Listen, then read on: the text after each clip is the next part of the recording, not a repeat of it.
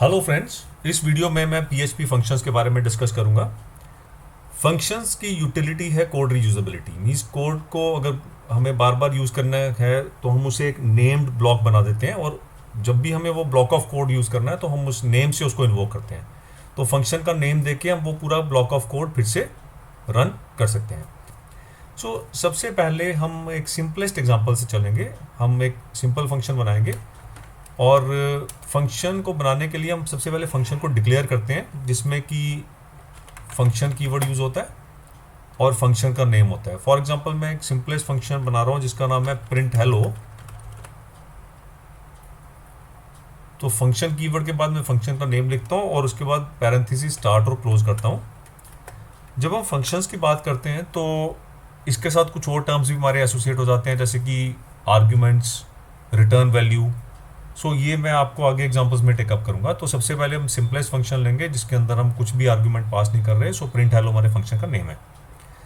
उसके बाद हम करली ब्रेसिस के अंदर वो ब्लॉक ऑफ कोड देते हैं जो कि हमारा इस फंक्शन के कॉल होने पे रन करना चाहिए। इस सिंपलेस्ट फंक्शन में एक ही लाइन है हमारी, एक ही स्टेटमेंट है जो स्क्रीन पे हेलो वर्ल्ड प्रिंट करती है। तो हम यहाँ पे प्रिंट कमांड दे देते हैं और उसके अंदर हम हेलो वर्ल्ड प्रिंट करना चाहते हैं। तो h1 टैग के अंदर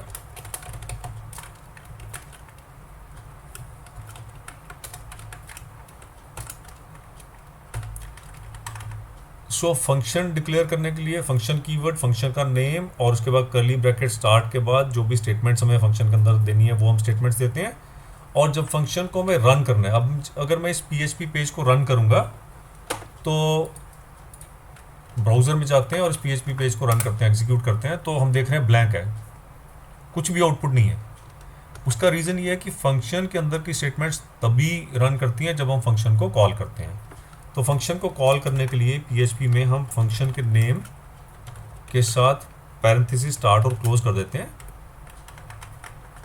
रन करने से फंक्शन की स्टेटमेंट्स एग्जीक्यूट हो जाएंगी और जब हम स्क्रीन में देख रहे हैं तो ये कमांड हमारी यहाँ पे चल गई। ये सिंपलेस्ट पॉसिबल फंक्शन था। अब हम थोड़ा सा एग्जाम्पल को एलेबोरेट करते हैं। एक एग्जाम्पल मैं ऐसे लेने लगा हूँ कि एक वेब पेज है जिसके अंदर मैं दो फंक्शंस क्रिएट करने वाला हूँ, एक प्रिंट हेडर और एक print footer. Print header function जो है वो पेज के हेडर को प्रिंट करेगा, प्रिंट फुटर पेज के फुटर को प्रिंट करेगा, और बीच में मैं कुछ भी कंटेंट अपना जनरेट कर सकता हूँ। इस फंक्शन को मैं यहाँ से रिमूव कर रहा हूँ और मैं एक function with the name print header यहाँ पे क्रिएट करने वाला हूँ। हमें मालूम है कि जो एक HTML पेज होता है उसके स्टार्टिंग में हमारा HTML टैग से स्टार्ट होता है, फिर हेडर सेक्शन आता है जिसके अंदर की टाइटल होता है,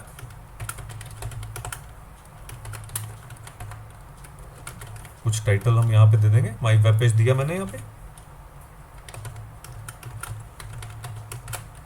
और हेड सेक्शन के बाद हमारा हेड सेक्शन है। तो हेड सेक्शन के बाद हमारा बॉडी सेक्शन स्टार्ट होता है। तो head section start, title close, head section close, और उसके बाद हमारा बॉडी वाला सेक्शन स्टार्ट होता है। बॉडी के बाद वाला कंटेंट मैं पेज कंटेंट में डायरेक्टली टाइप करूंगा, सिर्फ फंक्शन के थ्रू मैं यही कंटेंट जनरेट करना चाहता हूँ। जब मैं इस फंक्शन को कॉल करूंगा प्रिंट हेडर को, मेरा ये HTML कोड जनरेट हो जाएगा। अब हमें मालूम है कि HTML कोड के बाद हमें बॉडी के अंदर का कंटेंट लिखना है। मैं बॉडी के अंदर का कंटेंट एक h1 टैग के अंदर प्रिंट कर देता हूँ।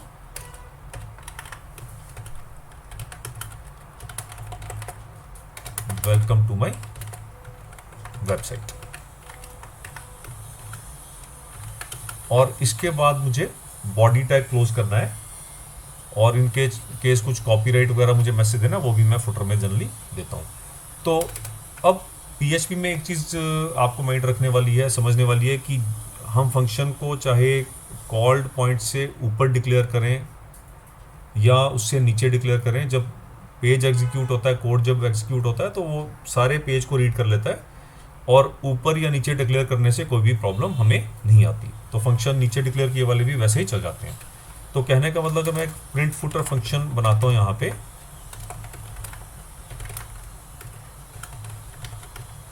और उसके अंदर मैं बॉडी टैग क्लोज करता हूँ इस वेब पेज का, और HTML टैग भी क्लोज करता हूँ। सो अब लाइन नंबर 10 पे आप देख रहे हैं कि मैंने प्रिंट फुटर फंक्शन को कॉल किया, जबकि प्रिंट फुटर फंक्शन जो हमारा है वो defined and declared at line number 12 onwards है। तो 12 नंबर 9 पे हमने डिक्लेयर किया उस फंक्शन को, कॉल हम 10 नंबर लाइन पे कर रहे हैं। तो लेकिन इससे कोई भी प्रॉब्लम हमें नहीं आएगी, ये फंक्शन हमारा प्रॉपर एग्जीक्यूट हो जाएगा। अब इस कोड को रन करके देखते हैं। तो हमारे पेज पे एक welcome to my website message print होना चाहिए।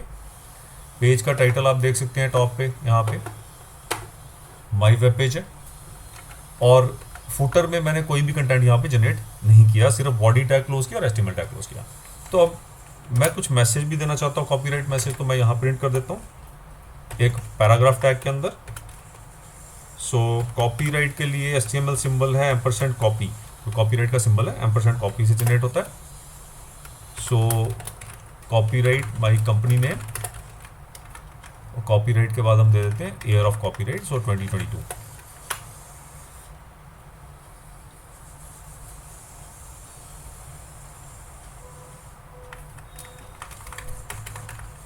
और पैराग्राफ टैग क्लोज कर देते हैं।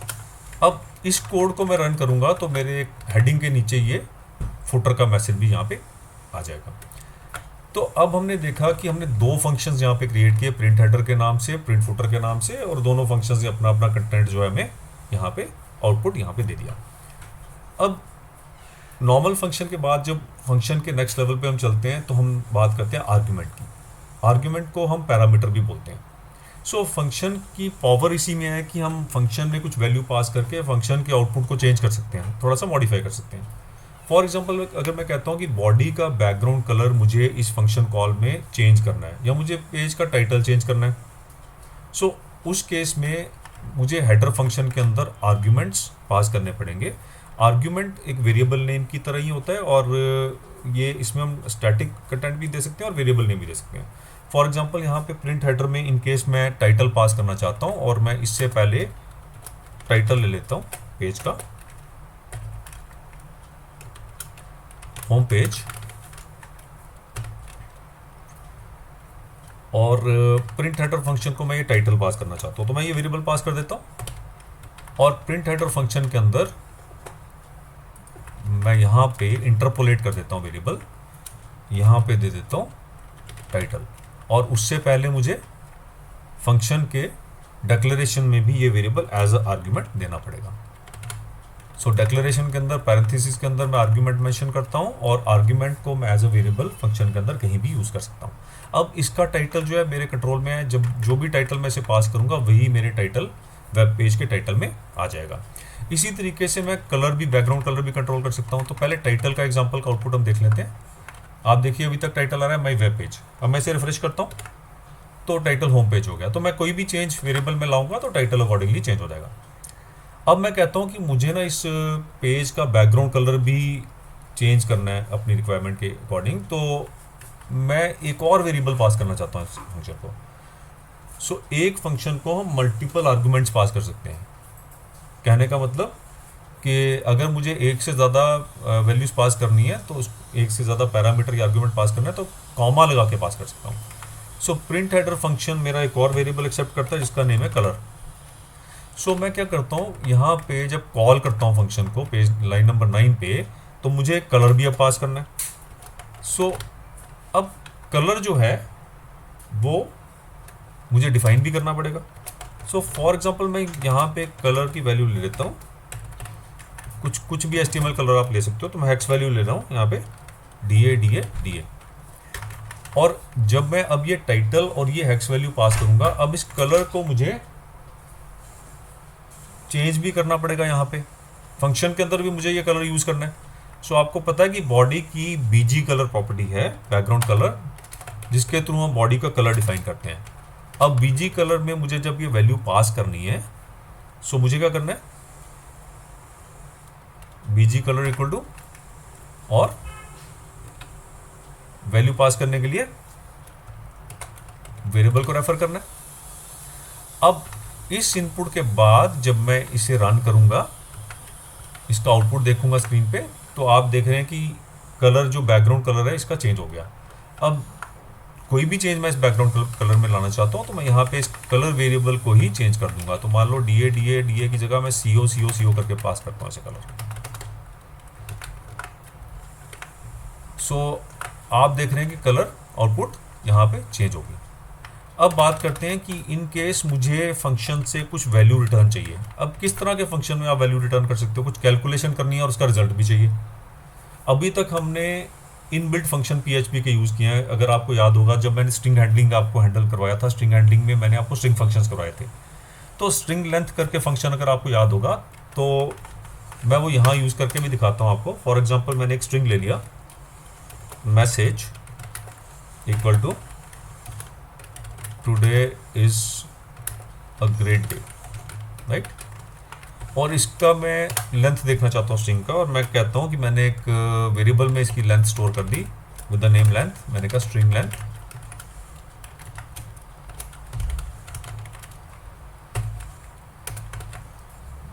सो मैसेज की जो भी लेंथ है वो स्ट्रिंग लेंथ फंक्शन जब मैंने कॉल किया, मैंने इसे एक पैरामीटर पास किया मैसेज। स्ट्रिंग लेंथ फंक्शन ने उस पैरामीटर की लेंथ निकाल के मुझे रिटर्न वैल्यू एक दे दी। तो वो रिटर्न वैल्यू किस वेरिएबल में स्टोर हो जाएगी? लेंथ वेरिएबल में। तो ये इसी तरीके से है, ये ऐसे ही बिहेव करता है। फॉर एग्जांपल हम लेंथ वेरिएबल को सीधे ही कोई वैल्यू लॉट कर रहे हैं। फॉर एग्जांपल मैंने यहाँ पे कमेंट लगाया हुआ है PHP का, ये कोड चलेगा नहीं, लेकिन आपको दिखाने के लिए मैं कह रहा हूँ ये ऐसे वर्क करता है जैसे किसी वेरिएबल को मैं कोई वैल्यू लॉट कर रहा हूँ। तो फंक्शन की रिटर्न वैल्यू भी वैसे बिहेव करती है। अब जब स्ट्रिंग लेंथ फंक्शन एक न्यूमेरिक रिटर्न करेगा वैल्यू, तो वो लेंथ को एलोकेट हो जाएगी थ्रू असाइनमेंट ऑपरेटर। सो अब इस लेंथ को मैं प्रिंट कर सकता हूँ प्रिंट कमांड के थ्रू।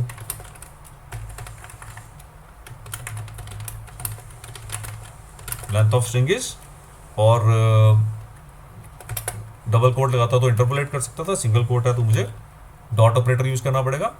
सो लेंथ, और साथ में एक ब्रेक टैग भी दे देते हैं, HTML ब्रेक।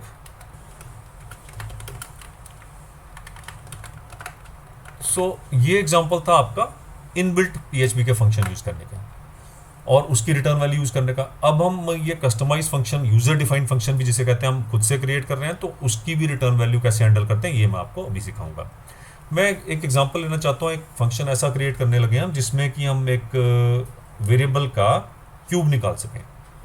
सो मैं इस फंक्शन को डिफाइन कर देता हूँ। मैं कहता हूँ फंक्शन क्यूब, और उसे एक नंबर वेरिएबल पास करना चाहता हूँ। और क्यूब निकालने के लिए मुझे क्या करना है? उस नंबर को सेल से 3 टाइम्स मल्टीप्लाई करना है। सो मैं कह सकता हूँ क्यूब ऑफ नम, एक वेरिएबल ले लिया क्यूब ऑफ नम, या शॉर्ट में नम क्यूब ले लेते हैं, थोड़ा कम रहेगा typing effort. So num cube equal to, I know it should be num into num into num. So किसी भी वेरिएबल का क्यूब निकालने के लिए मैं इस फंक्शन को कॉल करके उस वेरिएबल को पास करूंगा तो ये वैल्यू निकाल लेगा। अब इस वैल्यू को मुझे रिटर्न स्टेटमेंट के साथ वापस सेंड करना होता है कॉलिंग फंक्शन में, कॉलिंग प्रोग्राम में। सो मैं कहता हूँ रिटर्न और वेरिएबल का नेम, रिटर्न नम क्यूब। अब जो भी वैल्यू कैलकुलेट होगी वो कॉलिंग वाले प्रोग्राम को रिटर्न हो जाएगी। तो रिटर्न होने पे स्टोर करने के लिए भी एक वेरिएबल चाहिए जिसके अंदर हम स्टोर कर सकें, तो हम वो वेरिएबल यहाँ क्रिएट करते हैं। ये इनिशियल वाला मैं यहाँ से, मैसेज वाला एग्जांपल यहाँ से हटा रहा हूँ। अब हम अपने यूजर डिफाइंड फंक्शन को यूज करते हैं यहाँ पे। सो मैं कहता हूँ कि मैंने एक नंबर लिया जिसके अंदर मैंने वैल्यू स्टोर की 7, और इसका मुझे क्यूब चाहिए। तो मैं क्या करूँगा, मैं यहाँ पे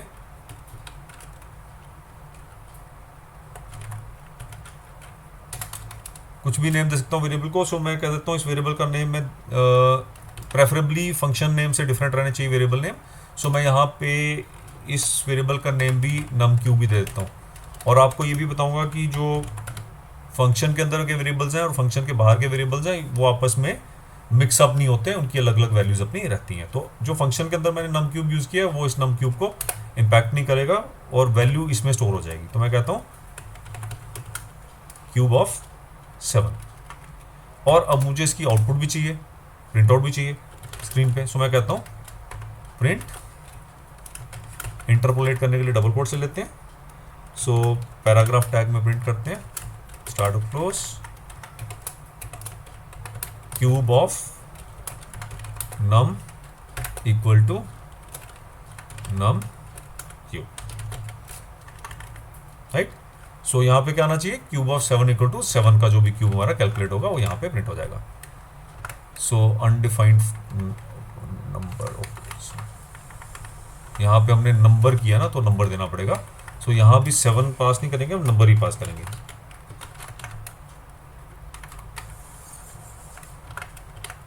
सो cube of 7 equal to 343, right.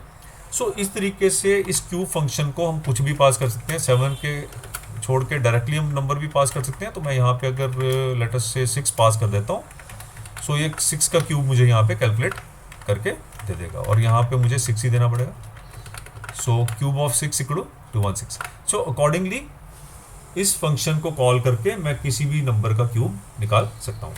अब बात आती है, क्या मुझे फंक्शन की रिटर्न वैल्यू को हमेशा वेरिएबल में स्टोर करना होता है या डायरेक्ट प्रिंट भी कर सकता हूँ? तो डायरेक्ट प्रिंट भी कर सकते हैं। तो मैं ये भी कह सकता हूँ, यहाँ पे प्रिंट कमांड को थोड़ा सा चेंज कर सकते हैं हम। सो मैं कहता हूँ क्यूब ऑफ 6 इक्वल टू, मैं क्यूब फंक्शन को डायरेक्ट यहाँ भी कॉल कर सकता हूँ प्रिंट वाली स्टेटमेंट में, और यहाँ डॉट ऑपरेटर यूज करता हूँ इक्वल टू क्यूब 6।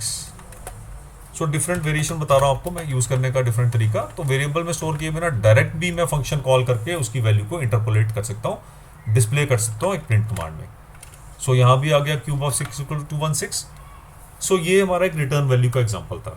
इसके बाद मैं आपको एक फंक्शन का एक और एग्जांपल देता हूँ। फॉर एग्जांपल आपको सिंपल इंटरेस्ट के लिए एक फंक्शन बनाना है, तो आप क्या करते हैं, फंक्शन, आपको पता है सिंपल इंटरेस्ट कैलकुलेट करने के लिए हमें 3 वैल्यूज चाहिए होती हैं, प्रिंसिपल,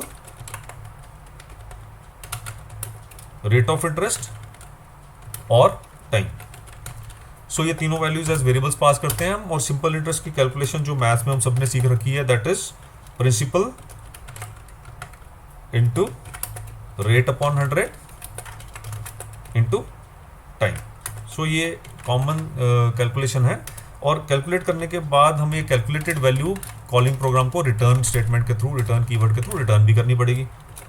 तो रिटर्न ऐसे ही। और सिंपल इंटरेस्ट फंक्शन को मैं 2 तरह के इंटरेस्ट कैलकुलेट करता हूँ अलग अलग वैल्यूज के साथ। सो पहला मैं कहता हूँ interest 1 equal to simple interest,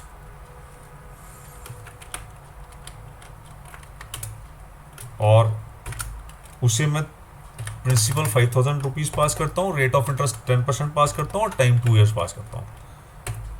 और इसे मैं एक प्रिंट स्टेटमेंट के थ्रू इसकी आउटपुट प्रिंट कर सकता हूँ।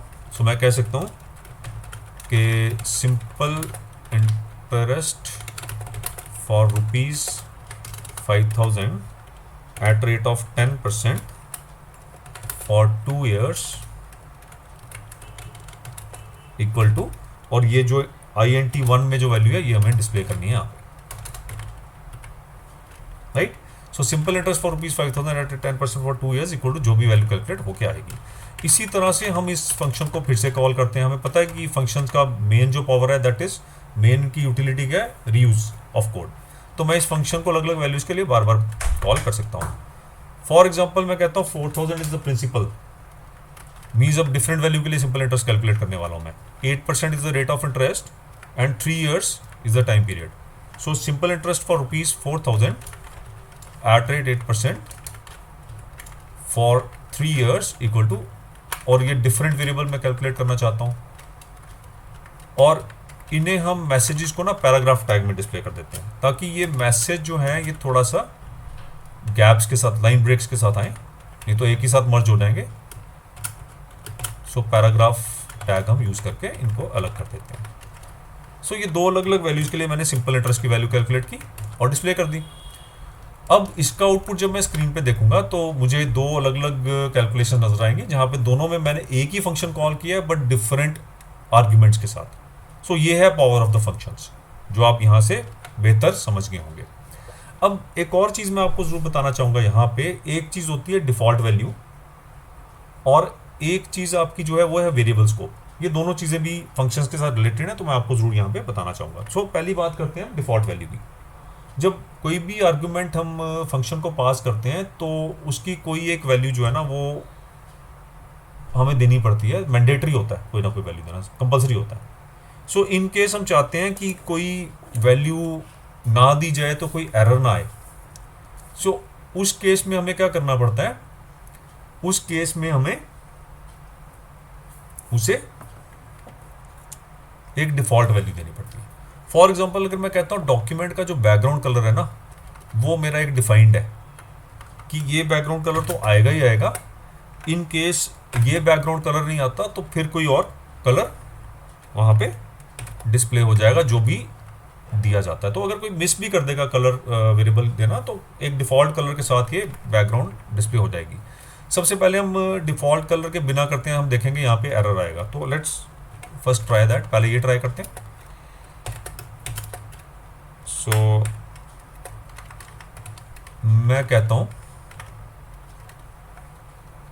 कि पहले एक डिस्प्ले देख लेते हैं इसका। मैं कहता हूं कि एक डिफॉल्ट कलर के साथ इसको डिस्प्ले करना चाहता हूं। तो पहले मैं ना ये वेरिएबल की वैल्यू हटा ही देता हूं यहाँ से। सो मैं टाइटल के साथ इस फंक्शन को कॉल कर लिया, प्रिंट हेडर को। सो हम देख रहे हैं यहाँ पे टू फ्यू आर्ग्यूमेंट्स करके यहाँ पे एरर आ गया। अब मैं इस एरर से बचना चाहता हूँ। मैं कहता हूँ इन केस कोई कुछ भी वैल्यू नहीं देता कलर वेरिएबल की तो कुछ ना कुछ वैल्यू वो ऑटोमेटिकली ले डिफॉल्ट वैल्यू पकड़ ले। सो डिफॉल्ट वैल्यू देने के लिए मुझे आर्ग्यूमेंट के बाद उसकी एक वैल्यू यहीं पे फंक्शन डिक्लेरेशन में ही ना यहाँ पे देनी पड़ती है। सो फॉर एग्जांपल इसकी डिफॉल्ट वैल्यू कलर की मैंने दे दी डी ए करके मैंने डिफॉल्ट वैल्यू कलर की यहाँ पे दे दी। अब इस डिफॉल्ट वैल्यू के साथ क्या होगा कि इन केस कोई भी वैल्यू यूज़र पास नहीं करता तो वो वैल्यू जो है वो आपकी एलोकेट हो जाएगी और उस कलर के साथ ये वेब पेज जो है ये डिस्प्ले हो जाएगा। अब डिफॉल्ट वैल्यू को चेंज करना है अगर, तो मुझे फंक्शन कॉल में उस टाइम कलर वैल्यू पास करनी पड़ेगी। सो फॉर एग्जांपल मैं कलर वैल्यू यहाँ पे कुछ और पास करना चाहता हूँ। यहाँ पे 3F कलर मैंने पास कर दिया। सो अब जो डिफॉल्ट वैल्यू वर्क नहीं करेगी, अब ये वाली पास्ट वाली वैल्यू डिफॉल्ट वैल्यू को चेंज कर देगी। सो इस तरीके से मैं अपनी डिफॉल्ट वैल्यूज के थ्रू अपने फंक्शन में जो आर्ग्यूमेंट्स हैं उनको ऑप्शनल रख सकता हूँ। इसको कहते हैं ऑप्शनल आर्ग्यूमेंट्स। आप देना चाहते हैं वैल्यूज की या नहीं देना चाहते हैं, आपके ऊपर है। कॉल के टाइम आप वैल्यू नहीं भी दे सकते। अब ऑप्शनल पैरामीटर्स हमेशा राइट हैंड साइड पे होते हैं। सबसे पहले आपको कंपलसरी पैरामीटर्स देने होते हैं फंक्शन के। मीन्स कहने का मतलब कि आप ये print and header function colour equal to D A comma title नहीं दे सकते, आपको यही इसी फॉर्मेट में देना पड़ेगा, टाइटल कॉमा कलर। सो पहले मैंडेटरी वाले आर्ग्यूमेंट्स, फिर उसके ऑप्शनल वाले आर्ग्यूमेंट्स। ये होगी हमारी डिफॉल्ट वैल्यू की बात। अब हम करते हैं कि वेरिएबल स्कोप की बात करते हैं। सो मैंने आपसे पहले भी कहा कि फंक्शन के अंदर का वेरिएबल बाहर के वेरिएबल से डिफरेंट होता है, जो फंक्शन से बाहर डिक्लेयर किया जाए या यहाँ डिफाइन किया जाए। सो अब उसका एक एग्जांपल लेते हैं और मैं आपको समझाता हूँ कि इन केस आपको ये वैल्यूज यूज़ करनी है जो बाहर डिक्लेयर्ड है तो हम कैसे करते हैं। तो सबसे पहले मैं चाहता हूँ कि टाइम जो है ना, टाइम दोनों में सेम रहे। सो मैं एक टाइम वेरिएबल के थ्रू इसको कंट्रोल करना चाहता हूँ और टाइम वेरिएबल के थ्रू कंट्रोल करने के लिए मुझे क्या करना पड़ेगा, यहाँ पे टाइम वेरिएबल डिफाइन करना पड़ेगा और मैं चाहता हूँ कि टाइम जो भी है वो दोनों केसेस में सेम ही रहे जो कॉल करते हुए। सो ये करने के लिए मुझे, और मैं अब ऐसा सिंपल इंटरेस्ट वाला फंक्शन बनाने चाह रहा हूँ जिसके अंदर दो ही आर्गुमेंट्स मुझे पास करने हैं और टाइम मैं बाहर से डिफाइन करता हूँ, राइट। सो टाइम एक ऐसा वेरिएबल है जो मेरा, इसको ग्लोबल वेरिएबल भी कहते हैं, राइट। बाहर से डिफाइन करना है ग्लोबल वेरिएबल। सो मैं यहाँ पे सबसे पहले टाइम वेरिएबल डिफाइन कर देता हूँ। मैं कहता हूँ time equal to let us से 3। अब मुझे टाइम ना तो कॉल के टाइम पास करना है, लेकिन जो मेरा सिंपल इंटरेस्ट फंक्शन है ना उसके पास कोई तरीका होना चाहिए इस टाइम वेरिएबल को रेफर करने का। आप देख रहे हैं ये लाइन नंबर 30 पे जो कोड है उसमें टाइम अंडरलाइंड है और उसके साथ use of unassigned variable time है, अनडिफाइंड वेरिएबल टाइम करके यहाँ पे आपको एरर आ रहा है। अब ये एरर इसलिए आ रहा है क्योंकि ये फंक्शन जो है ना ये इस ग्लोबल वेरिएबल टाइम को जो लाइन नंबर 8 पे डिक्लेयर्ड है इसको एक्सेस नहीं कर पा रहा। इसको एक्सेस करने के दो टेक्निक्स हैं। या तो हम एक ग्लोबल्स करके अरे यूज़ करते हैं। तो अगर ग्लोबल्स अरे यूज़ करनी है तो उसकी टेक्निक ये है कि मैं यहाँ वेरिएबल को रेफर करते हुए डॉलर ग्लोबल्स देता हूँ और उसके साथ मैं टाइम वेरिएबल को ऐसे रेफर करता हूँ स्क्वायर ब्रैकेट्स के अंदर, राइट। अब ये टाइम जो है ना 3 डिफाइंड हो गया। जहां भी मैं इस फंक्शन को कॉल करूंगा ग्लोबल वाला टाइम, ऊपर टाइम चेंज करूंगा तो नीचे फंक्शन कॉल में भी चेंज होता है, ग्लोबल्स टाइम यहाँ पे कॉल होगा। अब इसे यूज करके मैं जब रिफ्रेश करता हूँ सो मैं देखता हूँ कि 3 ईयर्स का टेन्योर सेट हो गया इसका, 1500 960 करके आ गया। थोड़ा बैकग्राउंड कलर लाइट कर देते हैं क्योंकि ये हमें सही से नज़र नहीं आएगा। सो मैं कलर लाइट करने वाला हूँ, बैकग्राउंड कलर, राइट। सो आपका 3 इयर्स के टेन्योर के लिए ये इंटरेस्ट आपका कैलकुलेट हो गया। अगर मैं यहाँ पे ग्लोबल वेरिएबल टाइम की वैल्यू चेंज करूंगा अकॉर्डिंगली मेरा ये फंक्शन कॉल भी डिफरेंट वैल्यूज के हिसाब से कैलकुलेट करेगा। दूसरा टेक्निक है, मैं ग्लोबल्स की कीवर्ड यूज करता हूँ। सो मैं कहता हूँ ग्लोबल और वेरिएबल का टाइम नाम यहाँ मेंशन करता हूँ और फिर नीचे मैं इस वेरिएबल को एक्सेस कर सकता हूँ। सो मैं यहाँ पे डायरेक्टली टाइम के नेम से वेरिएबल को एक्सेस कर सकता हूँ। सो यहाँ भी सेम रिजल्ट है। सो कहने जो भी आपको सूटेबल लगता है, जो भी कन्वीनियंट लगता है वो आप यूज़ कर सकते हैं। या तो आप ग्लोबल एरे यूज़ करें या ग्लोबल कीवर्ड यूज़ करें और इस तरीके से आप ग्लोबल वेरिएबल्स को रेफर फंक्शन कॉल में कर सकते हैं। अब अगला स्टेप है, अब आप देख रहे हैं कि इतने फंक्शंस हो गए इसमें, लेकिन थोड़ा सा बीच में मिक्सअप सा लग रहा है। तो जब हम ज़्यादा कॉम्प्लेक्स प्रोग्रामिंग में चलते हैं, हमारी फाइल्स काफ़ी ज़्यादा लाइंस ऑफ कोड होता है, तो हम चाहते हैं कि हम फंक्शंस को उसकी कैटेगरी के हिसाब से ना डिफरेंट फाइल्स में हम पुट इन कर दें और उन फाइल्स को हम फिर कॉल कर सकते हैं, बीच में यूज़ कर सकते हैं अपने कोड में। उसके लिए हमारे पास क्या टेक्निक है, हम क्या करते हैं किसी भी नाम से ना एक नई फाइल बना लेते हैं। उस फाइल का नेम कुछ भी हो सकता है, मीन्स आप उसका नेम फंक्शंस दे सकते हो, उसका नेम कॉमन दे सकते हो। PHP फाइल बनानी पड़ेगी आपको, तो मैं functions.php के नेम से एक नई फाइल बना देता हूँ और सारे के सारे जो मेरे फंक्शंस हैं ना, इनको मैं यहाँ से कट करके उस फाइल में पुट करने वाला हूँ, पेस्ट करने वाला हूँ। सो पहले मैंने हेडर वाला उठा लिया, फिर मैंने बाकी सारे फंक्शन कॉल्स भी यहाँ से, फंक्शन डिक्लेरेशंस और डेफिनेशन भी यहाँ से पिक कर ली और यहाँ पे मैंने पेस्ट कर दिया। और मुझे इनको PHP टैग के बीच में क्लोज भी करना है क्योंकि ये PHP कोड है। अब नेक्स्ट स्टेप क्या है, अब आप इंडेक्स वाले पेज पे जाएंगे तो आप देखेंगे सारे जो आपके फंक्शन कॉल्स हैं ना वो अंडरलाइन होके वहाँ पे आपके एरर शो कर रहे हैं यहाँ पे, राइट। सो ये फंक्शन कॉल्स को आपको कैसे हैंडल करना है, हमें क्या करना है, हमारी PHP की कमांड होती है रिक्वायर कमांड के थ्रू हम किसी भी फाइल को PHP की कोड में इंक्लूड कर सकते हैं।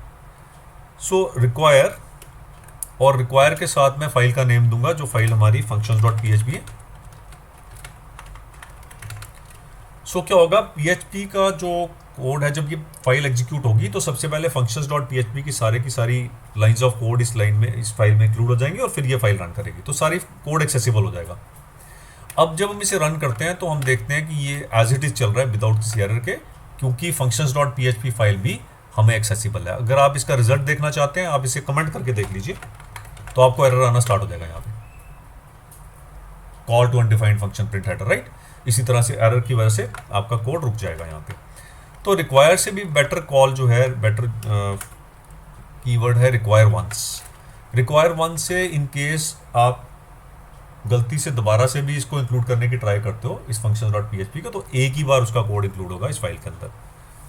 सो इस तरीके से हम फंक्शनल या मॉड्यूलर प्रोग्रामिंग PHP में कर सकते हैं। और ये आपका जब आप हाई लेवल प्रोग्रामिंग करेंगे PHP में, आप कॉम्प्लेक्स वेबसाइट बनाएंगे तो ये फंक्शनल प्रोग्रामिंग आपके बहुत ही काम आने वाली है और ये यूज़ करके हम बहुत कुछ अमेजिंग PHP वेबसाइट्स बना सकते हैं। तो दोस्तों आपको ये वीडियो अच्छा लगा तो लाइक और शेयर ज़रूर करें क्योंकि उससे मुझे मोटिवेशन मिलती रहेगी, और चैनल को सब्सक्राइब भी करें क्योंकि आपको फ्यूचर वीडियो अपडेट्स भी मिलते रहेंगे। Thank you for watching.